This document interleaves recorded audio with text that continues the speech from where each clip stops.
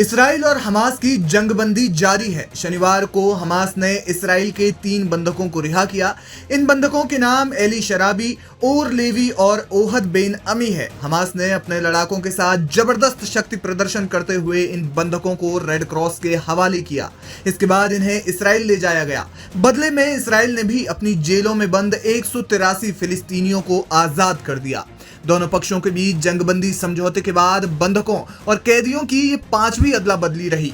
बंधकों की इस रिहाई पर हमास ने जमकर जश्न मनाया। उन्होंने इसे हमास और फिलिस्तीनियों की जीत बताया और कहा कि इस्राएली इंतजामिया यानी इसराइल के प्रशासन का फिलिस्तीन पर कब्जा करने का सपना टूट गया है। तस्वीरों में फिलिस्तीनी कैदियों को जश्न मनाते हुए देखा जा सकता है।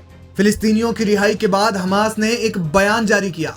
उन्होंने कहा कि फिलिस्तीन की आवाम इसराइल के वजीर आजम बेंजामिन नेतन्याहू के पूरे फिलिस्तीन पर कब्जा करने के ख्वाब को पूरा नहीं होने देंगे। हमास ने कहा, इस हैंडओवर की प्रक्रिया का अजीम मंजर और आने वाले दिनों के बारे में प्रतिरोध के संदेश की पुष्टि करते हैं कि हमारे लोग और उनके प्रतिरोध का दबदबा कायम रहेगा।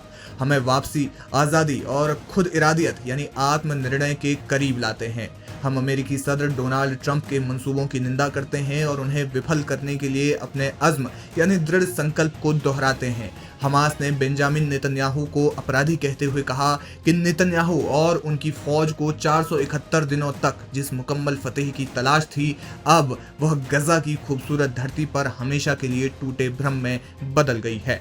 हमास ने कहा कि वे फिलिस्तीनी लोगों के लिए अपना सलाम दोहराते हैं, जिन्होंने अपनी दृढ़ता के साथ पूरी दुनिया को एक मजबूत संदेश भेजा है कि वे अपने प्रतिरोध और अपनी रक्षा के लिए प्रतिबद्ध हैं और साथ ही अल कुद्स के साथ अपनी राजधानी के रूप में आज़ादी और एक आज़ाद रियासत की स्थापना के रास्ते पर बने रहने के लिए दृढ़ हैं। हमास ने भरोसा दिलाया कि इसराइल के लोगों को बतौर बंधक रखने के दौरान उन्होंने इंसानी मूल्यों और मानवता का पूरा ख्याल रखा।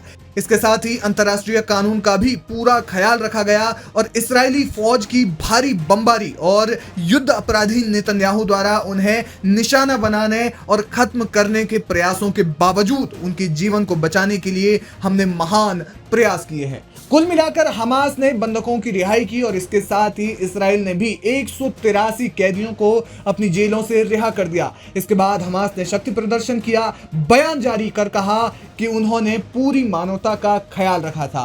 हाल ही में हमास की कैद से आए तमाम बंधकों ने ये कहा था कि हमास ने उनका पूरा ख्याल रखा। हालांकि उन्होंने इस दौरान बंधक के दौरान 15 महीनों की अपनी यात्रा वृतांत को भी बताया। बहरहाल जिस तरीके से हमास ने ये बयान जारी किया है और उसके जवाब में अब इसराइल के वजीर आजम बेंजामिन नेतन्याहू क्या कहते हैं, ये देखना बेहद दिलचस्प होगा।